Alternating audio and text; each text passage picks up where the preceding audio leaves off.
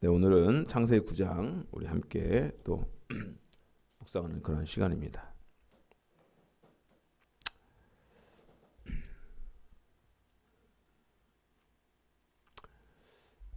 우리가 옆에 분에게 한번 영어로 인사하겠습니다. God bless you. 그러면서 God bless 한번 해보세요. God bless you 한번 해보세요. God bless you. God bless. 따라하세요. God bless you. God bless you. 하나님은 당신을 축복하십니다. 그런 뜻입니다. 하나님이 당신을 축복하십니다. 그래서 하나님은 아담과 하와를 지으시면서 그들에게 복을 주셨고요. 근데 하나님께서 주시려는 그 복을 이제 사람들이 제대로 누리지 못하고 하나님을 떠나서 죄악 가운데 행함으로 인해서 하나님께 그들을 물로 심판하신 것이죠. 노아의 홍수의 심판입니다. 근데 하나님이 다시 이제 노아의 가족을 통해서 새로운 역사를 시작하시면서 그들에게 또 복을 주시는 장면으로 오늘 창세기 9장이 시작됩니다. 그래서 하나님은 하나님의 사람들에게 복을 주시는 하나님이시구나. 생각해 보세요. 하나님이 이 사람을 왜 창조하셨겠습니까? 또 이 세상을 왜 창조하셨겠습니까? 멸망시키려면 하나님 뭐하러 창조하셨겠어요? 복 주시려고 하나님께 창조하신 것입니다. 그러므로 하나님은 복 주시기를 기뻐하신 하나님이다 라는 것입니다. 그런데 이제 성경의 복의 개념은 이 세상의 복의 개념을 초월한다. 그걸 넘어선다. 그걸 포함하지만 넘어서는 것입니다.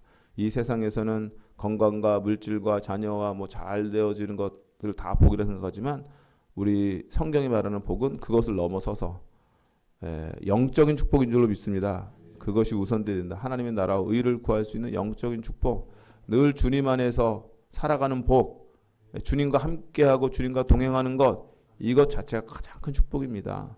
어린아이가 무엇이 축복입니까? 엄마 품에 안겨 있는 것이 어린아이의 축복입니다.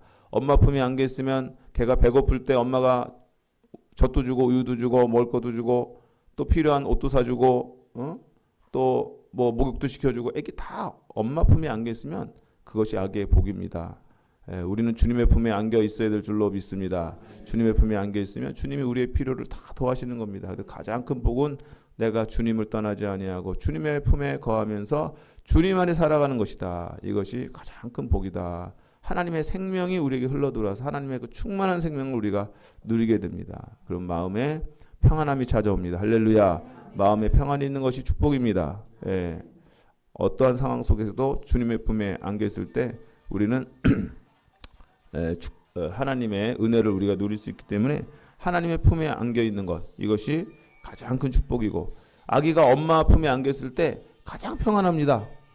엄마 젖을 물고 있는 어린아기의 모습보다 세상에 더 평안한 모습이 어디 있겠어요?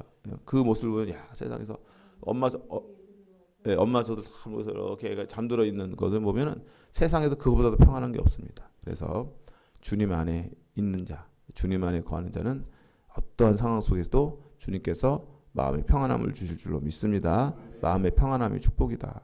돈이 아무리 많으면 뭐합니까? 늘 마음이 괴롭고 탐욕과 욕심에 쩔어서 걱정 근심이 많으면은 그 별 소용이 없는 것입니다. 그러나 우리 조금씩 부족하더라도 늘 주님을 바라보기 때문에, 내가 주님 안에 거하기 때문에 주님으로 인해서 내 심령이 평안하다. 주님으로 내 심령에 기쁨이 있다. 할렐루야. 그럼 그것이 복인 것입니다. 바울과 실라가 감옥에 있었지만 그 안에서도 찬양하고 기도했습니다. 할렐루야. 주님과 동행하는 축복이 있었다는 거예요. 어떠한 상황 속에 다니엘이 사자굴 속에 집어넣음을 당했지만은 그 속에서도 주님을 바라봤습니다. 기적의 역사가 나타난 것입니다. 할렐루야. 그 사자들이 다니엘의 마음속에 있는 용기와 담대함과 평안함을 빼앗아가지 못했다는 것입니다. 그러므로 마귀가, 사탄이 하나님께서 내게 주신, 내 심령 가운데 주신 평안함을 빼앗아가지 못하도록, 이 구원의 은혜와 감격과 축복을 빼앗아가지 못하도록 우리 날마다 기도해야 될 줄로 믿습니다. 그래서 기도해야 되는 이유가 또 거기에 있는 겁니다. 왜냐하면 말세가 되면은 마귀가 우는 사자처럼 두루다니면서 삼킬 자를 찾는다. 삼킬 자는 믿는 자들 중에 자꾸 삼키려고 하는 것입니다. 이단을 통해서 삼키고, 이런저런 또 시험을 줘서 삼키고, 계속해서 믿음에 떠나게 하고 주님을 떠나게 하려는 것이 마귀의 전략인 것입니다. 그러므로 우리 더욱더 기도 가운데 깨어나서 하나님 안에 거하는 것이 내 인생의 그 어떤 것과도 바꿀 수 없는 가장 위대한 축복이니, 하나님 이 축복을 마귀에게 빼앗기지 않게 없어서, 주님 안에 거하게 없어서. 이것이 우리의 기도기 제목이 되게 됩니다. 자, 그래서 하나님이 노아와 그 아들에게 복을 주시며 이제 그 PPT 해주세요. 복을 주셨다라는 것입니다. 그 복을 주셨다는 것은 하나님이 내가 너와 함께 할 거다 그런 말이죠. 그렇죠? 왜냐하면 인생은 하나님을 떠나서는 복이 없는 것입니다. 그 다음을 넘겨주세요. 복이 없는 것입니다. 그렇기 때문에 이제 하나님께서 너에게 복을 주겠다 하는 것은 내가 너와 함께 하겠다 그런 약속인 것입니다. 하나님은 계속해서 두려워하는 자들에게 내가 너와 함께 하겠다. 예. 모세에게 하나님께서 내가 너와 함께 하겠다 말씀하셨습니다. 여호수아에게 내가 너와 함께 하겠다 말씀하셨습니다. 많은 선지자들에게 내가 너와 함께 하겠다 말씀하셨습니다. 예수님께서 제자들을 파송하시면서 땅까지 가서 복음을 전하라 말씀하시면서 내가 너희와 항상 함께 있으리라 말씀하신 것입니다. 이것이 가장 큰 축복인 것을 우리가 기억을 해야 됩니다. 그래서 다시 말씀드리지만 가장 큰 축복은 하나님과 함께 하는 것이다. 하나님이 나와 함께 하시는 삶이 가장 큰 축복이다. 그래서 복을 주신다는 것은 다른 말로 말하면 내가 너와 함께 하겠다. 내가 너를 떠나지 아니하겠다라는 말씀인 것을 우리가 기억을 해야 합니다. 그리고 그것으로부터 모든 축복이 흘러나오는 것입니다. 자, 그래서 이제 복을 주시며 그들에게 이르시되 생육하고 번성하며 땅에 충만하라. 그렇게 말씀하셨습니다. 자, 생육하고 번성하여 땅에 충만하라는 이 말씀을 하나님께서 노아에게 처음 하셨다. 이게 1번 퀴즈입니다. 아니면 이전에도 그 누군가에게 이 말씀을 한번 하신 적이 있다. 2번. 자, 1번일까요? 2번일까요? 2번입니다. 생육하고 번성하고 땅에 충만한 이 말씀이 노아에게 처음 하신 말씀이 아니에요. 누군가에게 하셨습니다. 자, 그 누가 해야 되는 그 누굴까요? 그 사람이? 아담에게 한 겁니다. 우리 말씀 한번 확인해 보겠습니다. 예. 창세기 1장 28절 가면은 거의 비슷한 말씀이 나옵니다. 노아에게 주셨던 그 비슷한 말씀. 창세기 1장 28절. 자, 우리 다 같이 한번 창세기 1장. 창세기 1장을 못 찾으신 분 없겠죠? 네. 창세기 1장 성경 맨 처음에 있습니다. 창세기 1장 28절. 다 같이 읽습니다. 시작. 하나님이 그들에게 복을 주시며 하나님이 그들에게 이르시되 생육하고 번성하여 땅에 충만하라. 땅을 정복하라. 바다의 물고기와 하늘의 새와 땅에 움직이는 모든 생물을 다스리라 하시니라. 아멘. 아담과 하와에게 주셨던 말씀입니다. 하나님이 최초의 인류를 인간을 창조하시고 그 최초의 인간에게 주셨던 것이면 복을 주시면서 생육하고 번성하고 땅에 충만하라. 이 말씀 주신 거예요. 근데 사람들이 하나님과 동행하고 하나님과 함께하는 걸 실패하고 하나님을 떠나서 자기의 욕심에 따라 우상을 섬기며 죄악을 행해서 하나님을 떠나 불신앙하면서 그들이 다 하나님의 심판을 받게 되고 다 망하게 된 것입니다. 그러나 하나님의 뜻은 다 망하는 것이 아니라 그 속에서 또 다시 시작하시고 다시 축복하시려는 것이 하나님의 뜻인 줄로 믿습니다. 망하는 것이 하나님의 뜻이 아니라 하나님의 다시 그들이 복받는 것이 하나님의 뜻이라는 거예요. 하나님의 뜻은 지속적인 것입니다. 그 어떤 것도 하나님의 뜻을 막을 수가 없다는 거예요. 그 뜻이 뭐라고요? 복 주시려는 하나님의 뜻. 하나님은 복 주시려고 하고요. 마귀는 그걸 방해하는 것입니다. 그러나 아무리 마귀가 방해하더라도 하나님의 복 주시려는 그 뜻과 의지와 계획과 목적을 결코 빼앗아갈 수 없고 꺾을 수 없는 것입니다. 할렐루야. 이것이 우리에게 놀라운 위로가 되는 것입니다. 그렇구나. 하나님 나를 결코 포기하지 않으시구나. 세상이 다 망하더라도 하나님의 백성들을 붙드셔서 하나님은 다시 시작하시는구나. 할렐루야. 하나님은 다시 시작하신 하나님이에요. 그래서 생육하고 번성하면 땅에 충만하다는 건 하나님이 최초로 주셨던 그 축복의 말씀, 그 말씀을 하나님은 여전히 기억하고 계시다는 거예요. 요즘에 제가 기억하고 계신 하나님에 대해서 지난주 수요일도 설교했고 지난 주일도 설교했고 하나님이 나를 기억하고 계시다. 결코 잊지 않으셨다. 그걸 우리가 늘 마음속에 새겨야 된다는 것입니다. 그래서 하나님은 이제 다시 시작하신다. 결코 잊지 않으셨기 때문에 다시 시작할 수 있는 기회를 주시는 것입니다. 옆에 분에 인사하겠습니다. 당신은 다시 시작할 수 있습니다. 다시 시작할 수 있습니다. 하나님 안에서 믿음의 삶을 다시 시작할 수가 있습니다. 하나님 자녀로서의 복된 삶을 다시 시작할 수 있는 줄로 믿습니다. 그래서 어떠한 어려움들이 살다 보면 다 나름대로 다 있습니다. 어려움이 없는 사람 없습니다. 그러나 그 어려움 속에서 완전 어려움에 그냥 빠져가지고 거기서 헤어나오지 못하면 안 되는 것입니다. 하나님 다시 거기서 수렁에서 우리를 어떻게 해요? 이끌어내시는 겁니다. 다윗이 시편에 보면 그런 고백들이 너무도 많아요. 수렁에서 날 이끌어내신 하나님, 깊은 그냥 수렁에서 그런 골짜기 날 이끌어서 다시 나의 발을 견고한 반석 위에 세우신 하나님을 시편 기자가 얼마나 노래하고 찬양하는지 모릅니다. 그래서 하나님은 우리를 다시 견고한 반석 위에 세우실 줄로 믿습니다. 여러분, 우리의 모든 자녀들을 다시 견고한 믿음의 반석 위에 세우실 줄로 믿습니다. 우리 삼성교회를 세우시고 더 나아가 이 나라 민족을 다시 세우실 줄로 믿습니다. 그런 믿음을 가지고 우리가 기도해야 되는 것입니다. 다시 시작하시는 하나님에 대한 믿음을 가지고 우리가 기도해야 된다는 거예요. 자, 그래서 이제 우리가 이 말씀을 좀 영적으로 해석해. 그래서 이제 생육하고 번성 땅에 충만하라는 말씀 1차적으로 우리가 진짜 뭐예요? 이제 가정을 이루고, 그래서 한 남자 한 여자 결혼해서 가정을 이루고 또 가정을 통해서 자녀를 낳아서 하나님의 이 자녀들이 이 땅에 많아지는 것, 그것도 굉장히 중요한 것입니다. 그래서 이제 창세기 10장에 가면 이제 계속해서 그 노아의 아들들을 통해서 인류가 쭉 다시 번성하는 것이 나옵니다. 그래서 하여튼 생육하고 번성 땅에 충만하라. 이 말씀을 계속 가르쳐 가지고 요즘에 젊은이들 결혼 안 하려고 그러는 젊은이들 많잖아요. 우리 예수 믿는 젊은이들은 달라야 된다. 우리 생육하고 번성해야 된다. 그래서 주님 안에서 복된 가정을 이루는 것은 그건 하나님의 뜻이다. 계속 가르쳐야 됩니다. 시대가 변해가지고 왜 꼭 결혼해야 되냐 이런 얘기들을 많이 합니다. 그거는 성경적이지 않은 생각입니다. 그래서 세상 사람들은 어쩔 수 없다 치더라도 우리 예수 믿는 우리 사람들만큼은 생육하고 번성하라. 하나님께서 아담에게 돕는 배필 하와를 주셨다는 것. 그래서 가정을 누가 만드신 거예요? 하나님 만드신 겁니다. 남자와 여자를 하나님이 만드시고 짝을 지어주시고 배필로 삼아 돕는 배필로 삼아 주셔서 그 가정을 통해서 생육하고 번성해서 땅에 충만한 그러한 축복을 하나님께 주신 것입니다. 이게 축복인 거예요. 이게 복 주시며 생육하고 번성하고 땅에 충만하라. 그러니까 가정을 이루며 가정 가운데서 자녀를 낳고 살아가는 것이 큰 축복인 것입니다.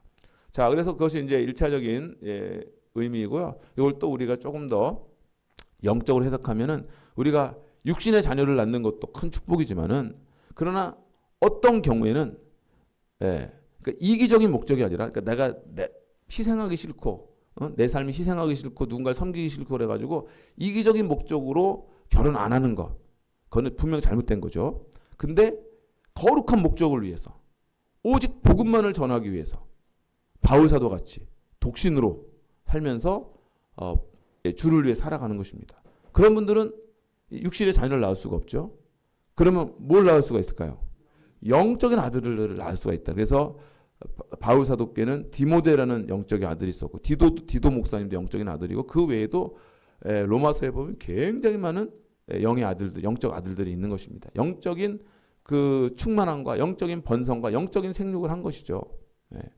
그래서 우리 삼성교회도 그렇게 우리가 이 생물학적으로도 생육하고 번성하고 땅에 충만해야겠지만은 영적으로도 한 영혼을 주님 앞으로 인도하는 것, 이것이 바로 하나님의 나라를 확장하고 생육하고 번성하고 충만한 일인 줄로 믿습니다. 그래서 우리는 계속 복음을 전해서 영적인 아들, 딸들을 낳는 거죠. 그가 하나님의 아들 되도록 하나님의 딸 되도록 계속해서 하나님 나라를 확장하는 이 비전을 가져야 된다는 거예요. 그래서 교회는 하나님의 자녀들의 공동체입니다. 그래서 우리를 통해서 영적으로 계속해서 많은 영혼들이 새로 태어나는 거죠. 거듭나 예수님 만나고 구원받는 게 이게 영적으로 생육하고 번성하고 충만한 거예요. 이 일을 위해서 우리가 부름받은 것입니다. 새 생명체도 그래서 하는 거예요. 새 생명이잖아요. 새 생명이 낳는 것이 바로 생육하고 번성하고 충만한 것입니다. 주님의 명령에 순종하는 것입니다. 자, 그래서 우리들이 생육하고 번성하고 땅에 충만하라는 이 말씀을 두 가지 차원에서 실제적으로 믿음의 가정을 이루고 믿음의 가정을 통해서 믿음의 자녀들을 낳아 하나님의 나라를 확장하는데 쓰임받아라는 그러한 말씀을 우리가 받을 수 있고 두 번째는 영적으로 그래서 많은 영혼들을 구원함으로 인해서 이 땅 가운데 하나님의 나라가 확장되어지고 하나님 나라가 충만해지는 그런 비전과 꿈을 가지고 우리가 한 영혼을 주님 앞으로 인도하는 저와 여러분이 다 되시기를 바랍니다. 자, 그래서 이제 하나님께서 생육하고 번성하여 땅에 충만하라 말씀하시고요. 2절에 보니까 땅의 모든 짐승과 공중의 모든 새와 땅에 기는 모든 것과 바다의 모든 물고기가 너희를 두려워하며 너희를 무서워하리니 이것들은 너희의 손에 붙였음이니라. 그렇게 말씀합니다. 근데 이거를 이제 창세기 1장에 가보면은 바다의 물고기와 하늘의 새와 땅에 움직이는 모든 생물을 다스리라 하시니라. 그래서 다스림의 권세를 주시는 겁니다. 이 모든 만물을 너희가 대신 다스려라. 그래서 다스림의 이 축복과 은혜를 주신 거예요. 이 세상을 잘 다스리라고요. 그래서 하나님이 사람을 이 모든 만물 가운데 가장 으뜸되는 존재로 삼으신 것입니다. 사람 위에는 하나님밖에 없어요. 그리고 다 사람 미친 것입니다. 사람의 어떻게 보면 영적인 권세가 대단한 거예요. 우리는 하나님만 두려워하면 됩니다. 그리고 세상 모든 만물을 우리가 다스릴 것들이에요. 잘 다스려라. 그리고 오히려 세상 만물이 사람을 두려워하게 될 거라고 말씀하잖아요. 물고기가 바다에 뭐가 다 너희를 두려워할 거다. 이렇게 말씀하시는 거죠. 근데 사람들은 어떻게 했을까요? 사람들은 점점점 자기가 다스려야 될 것 앞에 하나님을 섬기지 않으니까 자기가 다스려야 될 것 앞에 빌고 있습니다. 바다를 다스려야 되는데 바다 앞에 가서 어부들이 뭐 옛날에 보면 용왕님 뭐 복주세요 바다에 가서 빌고 있고, 나무들이 하나님이 우리에게 다 주신 것들인데 거기 가서 빌고 있고, 나무로 만들어서 복 빌고 있고, 돌로 만들어 복 빌고 있고, 우상, 하나님이 제일 싫어하는 거 우상. 내가 너희를 그러한 모든 만물을 다 다스리는 그러한 대리자, 하나님의 대리자, 하나님의 이 대사, 하나님의 대사로 너희들을 세웠는데 어찌 너희들이 거기 가서 빌고 있느냐? 그것들이 너희를 두려워할 거다. 너희들은 그것을 다스릴 자다. 그렇게 말씀하는 것입니다. 그래서 우리가 오직 섬기고 예배할 분은 하나님이신 줄로 믿습니다. 모든 만물은 다 피조물입니다. 하나님이 지으신 것들이에요. 우상 숭배의 대상이 될 수가 없는 것입니다. 우상 숭배해서 안 되는 거죠. 그래서 우리는 하나님이 좀 이따 나오지만 하나님의 형상대로 지음받은 존귀한 존재입니다. 자기 스스로 존귀한 존재, 나무한테 가서 비는 난 나무보다도 못한 존재야. 돌 앞에 가서 빌면 돌보다도 못한 존재야. 그 말하는 겁니다. 얼마나 가슴 아프게 하나님이 우리를 존귀한 존재로, 하나님 다음 가는 존재로 우리들 저와 여러분을 창조하셨는데 사람이 스스로 자기를 저 밑바닥으로 내팽개쳐가지고 오히려 짐승만도 못한 존재로 자기를 전락시키는 거예요. 저 뭐 힌두교니 이런 데는 소한테 가서 소가 우상입니다. 소를 함부로 못해요. 소 뭐 어떤 나라는 원숭이를 또 우상시해가지고 원숭이 빌고 뭐 별의별, 어떤 데는 뱀 우상 있잖아요. 뱀 뭐 별의별 우상들이 많은 것입니다. 얼마나 하나님이 가슴 아프시겠어요. 결코 그런 일이 일어나서는 안 될 줄로 믿습니다. 우리는 정말 존귀한 존재다 하는 거 늘 기억해야 돼요. 우리는 우리가 부자든 가난한 자든 남자든 여자든 뭐 이거 상관없습니다. 인간이란 존재 자체가 하나님께서 가장 귀하게 창조하신 존재. 이 세상의 그 어떤 것을 하나님의 형상대로 지으셨다 이렇게 말하겠습니까? 오직 사람은 하나님의 형상인 거죠. 하나님의 어떠하심 우리가 머금고 있는 존재예요, 인간이. 그래서 우리는 인간에 대한 생각을 다시 해야 됩니다. 사람에 대한. 그래서 내가 나를 존귀 여기면은 어떻게 된다고요? 다른 사람도 존귀 여기는 겁니다. 그러면 우리 사회가 정말로 복돼서 아름다운 사회가 될 수가 있어요. 그런데 사람이 사람을 죽이는 것도 이것도 그 사람을 존귀 여기지 않는 것이죠. 해치는 것, 거짓말을 사기치는 것 다 그런 것입니다. 그리고 그 사람은 자기도 존귀 여기지 못하고 스스로 하나님께서 주신 그 모든 특권과 은혜와 혜택을 스스로 팽개쳐가지고 스스로 자기를 망가뜨리는 그런 삶을 산다는 거예요. 하나님 아버지가 얼마나 가슴 아프시겠으면. 그래서 전도하는 겁니다. 전도해서 예수를 믿게 되면 자기가 얼마나 존귀한 존재냐. 얼마나 존귀하면 하나님께 독생자를 보내셔서 그 독생자께서 모든 피를 흘리시고 십자가에 죽으심으로 그 영혼들을 구원하셨겠습니까? 귀하지 않으면 그렇게 할 수가 없는 거죠. 다 귀한 존재이기 때문에.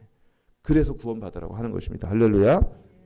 자, 그래서 하나님이 그래서 우상 숭배를 가장 싫어하는 겁니다. 내가 너를 나를 닮은 존재, 하나님 다음 가는 존재 너를 만들었는데 어디 네가 가서 그런 데 가서 빌고 있어.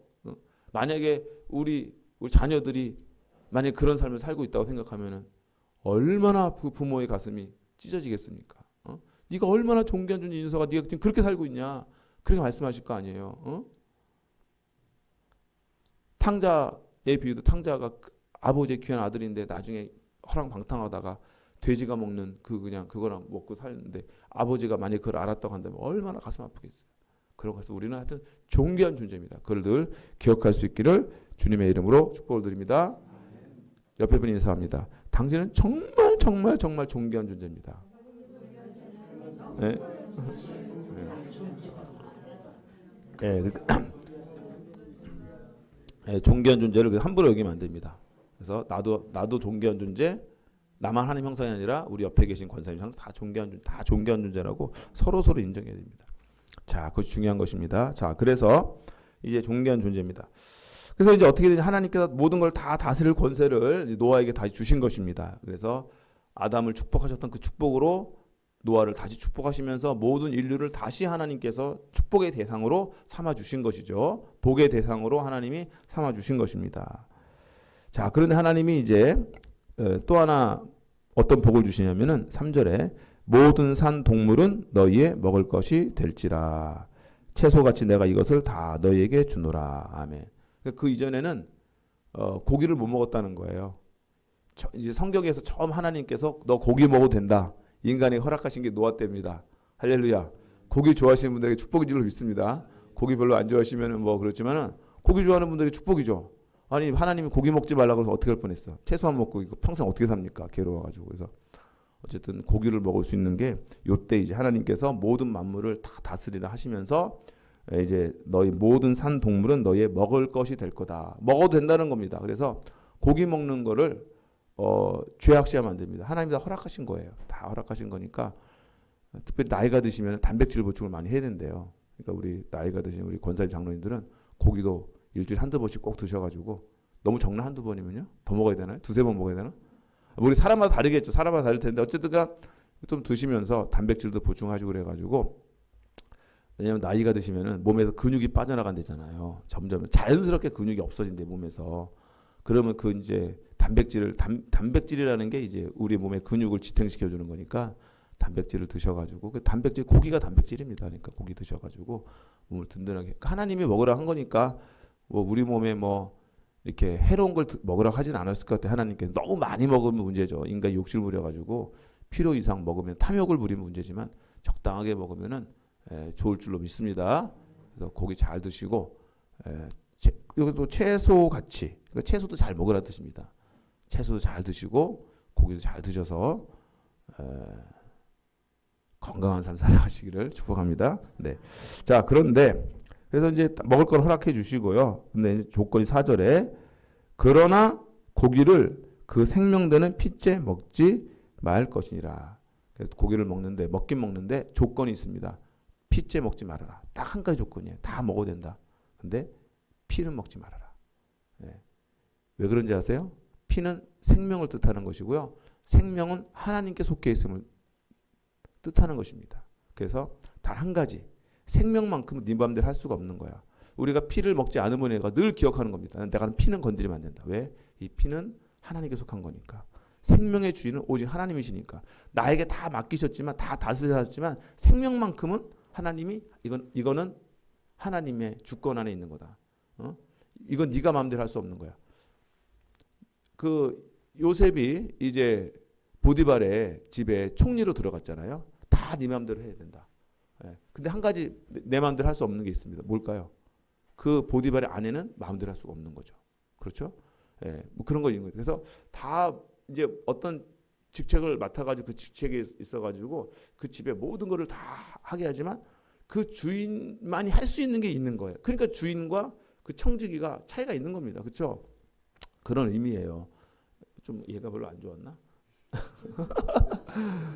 하여튼 그런 게 있는 겁니다. 그래서 이제 주인이 있는데 아무리 내가 주인이 어떤 사람을 고용을 해가지고 네가 다 알아서 해 그래도 주인만 할 수 있는 게 있단 말입니다. 결코 그거를 넘어서면 안 되는 게 있는 거예요. 그래서 하나님께서 우리 인생 아담과 하와를 창조하시고서 아덴 동산에 다 먹으라 하셨잖아요. 모든 열매와 과실 다 먹어라. 근데 뭘 하지 말라고 그랬어요? 선악과는 먹지 말아라. 그거를 먹지 말라고 하시면서 너 위에 하나님이 계신 걸 알라는 거예요. 그것마저 다 먹으면 아담은 교만해가지고 다 내가 자기 마음대로. 근데 선악과를 딱 보고 아 맞다. 내가 순종해야 될 나를 창조하신 하나님이 지금도 살아계시지. 내가 더 겸손하게 조심해야지. 늘 주님을 예배하는 삶, 주님과 동행하는 삶을 살아야지. 이렇게 생각이 된다는 거예요. 그래서 다 하지만 하나님이 딱 하나를 남겨두시는 겁니다. 그래야 우리가 하나님 안에서 겸손하게 내 위에 하나님이 계시다는 다 내 밑에 있으니까 잘못하면 이게 어깨에 뽕이 들어가가지고 교만은 패망의 선봉이거든요. 사탄이 왜 사탄이 된 것입니까? 천사였는데 교만해가지고 하나님처럼 되고자 하다가 하나님께서 심판하셔가지고 사탄이 된 거예요. 마귀가 된 것입니다. 벌을 받은 거예요. 교만이 제일 무서운 거다. 그러니까 교만하지 말라는 하나님의 유일한 장치가 아담과 하와에게는 선악과였던 겁니다. 그걸 보물해서 내 위에도 그분이 계시다. 하나님이 계시다라는 거예요. 그래서 이때는 이제는 생명으로 바뀝니다. 피로 바뀌는 거예요. 피는 너가 결코 건드려서는 안 된다. 왜냐하면 피는 생명을 뜻하는 것이고 생명은 하나님의 것이다. 네가 그것만은 건드려서는 안 돼. 이거는 하나님의 영역이야. 이렇게 하나님이 말씀하시는 겁니다. 자, 그래서 5절에 보니까 내가 반드시 너희의 피 곧 너희의 생명의 피를 찾으리니 짐승이면 그 짐승에게서 사람이나 사람의 형제면 그에게서 그의 생명을 찾으리라. 그래서 이 생명을 해하는 것은 그 어떤 것도 하나님께서 용서하지 않으시고 책임을 물으시겠다는 것입니다. 만약에 너희의 생명을 짐승이 와가지고 해했다? 그럼 그 짐승을 하나님께서 용서하지 않으시는 겁니다. 그래서 레위기에 보면은 사람의 생명을 해한 짐승은 가만 놔두면 안 됩니다. 이제는 그건 죽여야 되는 거예요. 그리고 또 서로 이제 사람이 사람을 해하더라도 그것은 하나님께서 그것에서 책임을 물으신다라는 거예요. 찾는다는 것은 내가 그의 생명을 찾으리라. 이거는 책임을 묻겠다. 그런 것입니다. 그래서 하나님만이 이제 주관하실 수 있는 생명을 네가 네 마음대로 하면은 내가 너에게 책임을 묻겠다라는 것입니다. 그러면 우리는 생명을 온전히 하나님께 속한 줄로 믿습니다. 사람이 어떻게 하면 안 돼요? 내 생명도 누구 거예요? 하나님의 것입니다. 그래서 기독교 절대 자살하면 안 됩니다. 생명은 하나님 겁니다. 내 생명도 내가 함부로 할 수 있는 게 아니에요. 내 생명이라고 내 것이 아닙니다. 믿으십니까? 나는 주님의 것입니다. 나는 주님의 것입니다. 따라하면 나는 주님의 것입니다. 나는 주님의 것입니다. 누구도 나를 함부로 할 수 없습니다. 그래서 그리고 나도 나를 함부로 해서는 안 됩니다. 나는 주님의 것, 소중한 주님의 것이니까 잘. 그러니까 그 생명을 자기 건 줄 알고 내 마음대로 내가 내 생명 절대 안 되는 것입니다. 네. 생명은 하나님께 속한 것입니다. 내 생명도 하나님께 속한 것입니다. 내 생명도 귀한 줄 알고 우리 옆에 있는 형제 자매들 사람의 생명이 귀한 줄 알아야 됩니다. 그래서 기독교가 들어가는 곳마다 생명의 소중함을 다 가르치는 거예요. 생명의 소중함을 가르쳐요. 생명은 소중한 거다. 네. 생명은 사람의 마음대로 해서는 안 된다 하는 것을 오늘 말씀이 우리 확실하게 가르쳐주고 계시는 것입니다. 자, 그래서 6절 말씀 다 같이 읽습니다. 여기 중요하니까 시작. 다른 사람의 피를 흘리면 그 사람의 피도 흘릴 것이니 이는 하나님이 자기 형상대로 사람을 지으셨습니다. 아멘. 하나님의 형상이 다시 나오죠. 그 아담과 하와를 창조하시면서 하나님의 형상대로 창조했다 말씀하셨는데 여기 9장에서도 다시 나오는 겁니다. 사람은 하나님의 형상이다. 거룩한 존재고 의로운 존재고 귀한 존재라는 겁니다. 하나님이 귀하시니까 그 형상대로 지음받은 사람도 귀하다라는 거예요.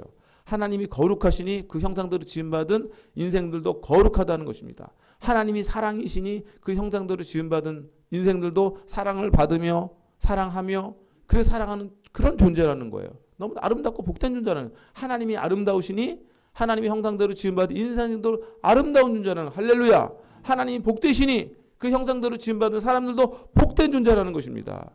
그런데 마귀는요, 이 하나님의 형상을 마귀 형상으로 자꾸 바꾸는 거예요. 마귀 형상은 도둑질하고 살인하고 죽이고 비방하고 또 뭐 수군수군하고 뭐 이웃을 해하고 막 쭉 로마서에 나오는 말씀이 있습니다. 악독하고 막 그런 말씀 다 그런 것으로 막 바꾸는 거예요. 그래서 안 된다는 것입니다. 그래서 우리는 하나님의 형상, 나는 하나님의 형상이다. 근데 타락 이후에 예수님을 영접하지 않는 사람은 다 마귀 형상을 가지고 사탄의 자식들이 돼 마귀의 자식들이 지금 살아가고 있다는 거예요. 안타깝잖아요. 하나님의 형상대로 지음받는 그 복된 존재들이 지금 다 마귀의 자식이 돼가지고 마귀 형상대로 살아가고 있어요. 그러니까 그 자들을 구원하는 겁니다. 마귀 형상에서 하나님의 형상으로, 마귀의 자식에서 하나님의 자녀로 다시 돌아올 수 있는 길은 오직 예수님밖에 없는 것입니다. 오직 예수. 그래서 예수님이 내가 곧 길이요 진리요 생명이다 말씀하시는 거예요. 하나님께로 나아갈 수 있는, 다시 우리의 이 거룩한 이 존귀한 하나님의 형상을 회복해서 하나님의 자녀로서의 복된 삶을 누릴 수 있는 길은 예수님밖에 없고, 중보자 되신 예수님, 우리의 요즘 히브리서 말씀 새벽기도 우리의 대제사장 되신 예수님으로만 이것이 가능한 거예요.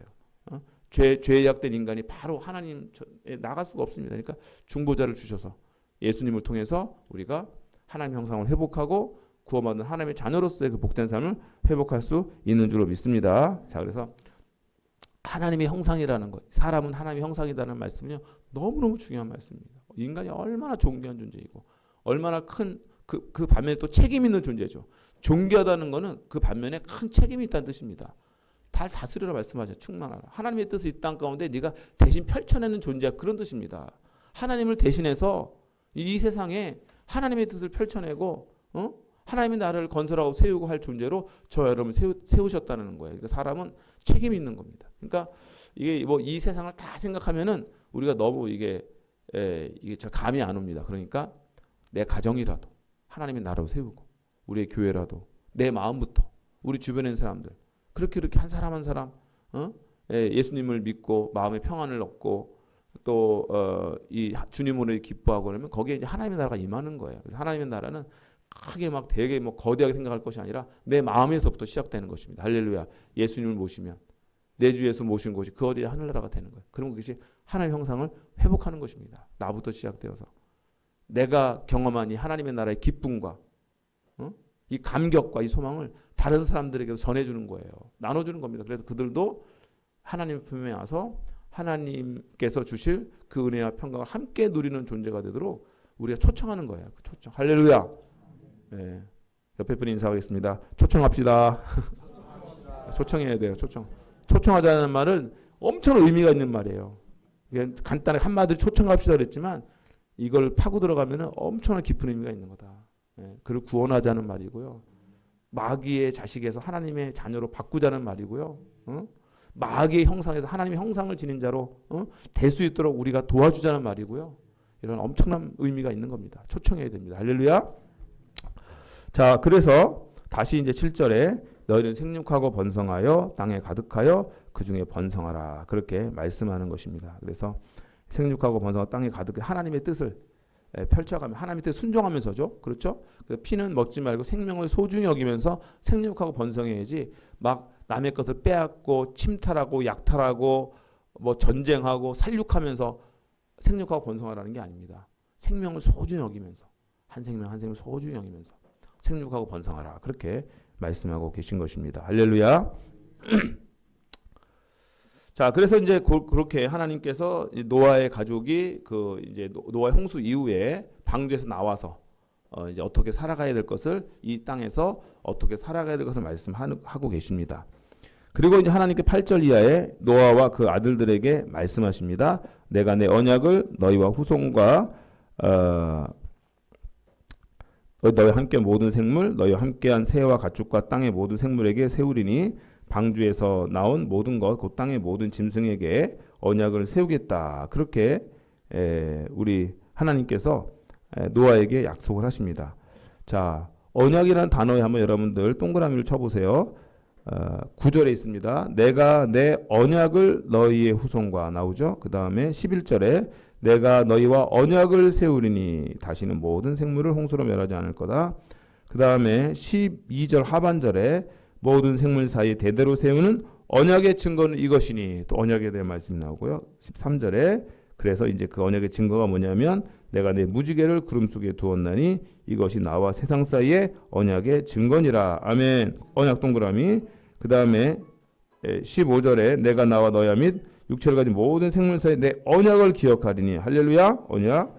또 16절에 모든, 심지어 하반절입니다. 모든 생물 사이에 영원한 언약을 기억하리라. 또 17절에 하반절에 모든 생물 사이에서 언약의, 몇 번 나오는 도대체가?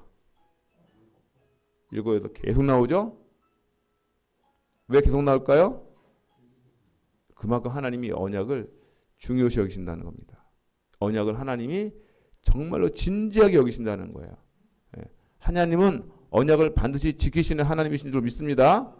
사람은 때로 때로 의지가 없고 때로 능력이 없어서 언약을 못 지킨다 할지라도 하나님 반드시 언약을 지키신 하나님입니다. 근데 하나님께서 이제 노아에게 잠깐만요. 노아에게 주신 언약은 무엇이냐면은 무지개 언약입니다. 따라 무지개 언약. 무지개 언약을 주신 겁니다. 그래서 무지개를 통해서 다시는 물로 심판하지 않겠다 하는 그 언약을 하나님께서 주신 것입니다. 그래서 하나님은 성경에 보면 언약하신 하나님입니다.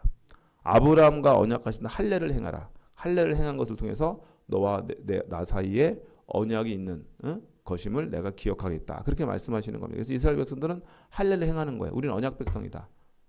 하나님의 언약의 백성이야. 약속 있는 백성이야. 언약하신다는 거는 나쁜 걸 언약하지 않죠. 좋은 걸 언약하는 겁니다. 축복하시겠다는 언약이고요. 내가 너와 함께 하겠다는 언약이고 그런 귀한 언약들인 것입니다. 그래서 이스라엘 백성들이 할례를 행함으로 해가지고 야 우리 하나님의 언약 있는 백성이야. 때로 고난과 고통을 당하더라도 언약을 기억하는 거예요. 이 고통이 끝이 아니야. 하나님 언약하셨어. 뭘 언약하셨어요? 함께 하시겠다고. 너를 복 주시겠다고 약속하신 거예요. 그 약속을 반드시 지키실 거야. 이거를 생각하는 게 언약의 그 역할인 것입니다. 언약은 굉장히 중요한 거예요. 언약을 딱 붙들고 있으면은 지금 좀 어렵고 힘들어도 견뎌낼 수가 있는 거예요. 소망이 있으니까. 언약이 있으면. 옛날에는 뭐 어음 뭐 이런 게 있었다면서 어음. 난 저 어음이 잘 뭔지 모르지만은 어음은 지금 당장 돈은 아니지만 나중에 돈으로 만들 수 있는 거라는 거예요. 그래서 예를 들자면 예를 들어드리는 거예요. 좋은 예인지 모르겠지만은 그래서 예를 들어서 엄청난 수백억짜리 어음이 있다 이거예요. 예를 들자면 나에게 그게 조금만 지나면 이게 현금화 될 수 있는 거예요. 근데 지금은 너무 어려워. 어렵지만 예를 들어 한 달만 버티면 이게 뭐 수백억짜리가 된다. 이 어음이. 그러면은 그 사람이 지금 현재를 견뎌낼 만할까요? 도저히 못 버틸까요? 견뎌낼 만하지. 한 달만 버티면 나한테 수백억이 현찰로 오는데 나한테 이거 어음이랑 약속이거든요. 현재 어렵지만 약속이 있기 때문에 버티는 겁니다. 좋은 예화는 아니었지만 비슷한 거예요. 우리가 현재를 살아가는 데 고난 고통이 있지만 하나님의 언약이 그 어음만 못하겠습니까? 할렐루야? 더 큰 거라는 거예요. 그래서 하나님 우리에게 언약을 주시는 겁니다. 그래서 고통이 끝이 아니다. 고난이 끝이 아니다. 이스라엘 백성들이 포로로 잡혀갔을 때도 그 민족 가운데 고난이 있을 때도 광야 생활할 때도 항상 이 언약을 붙드는 거예요. 우리는 언약 백성이야.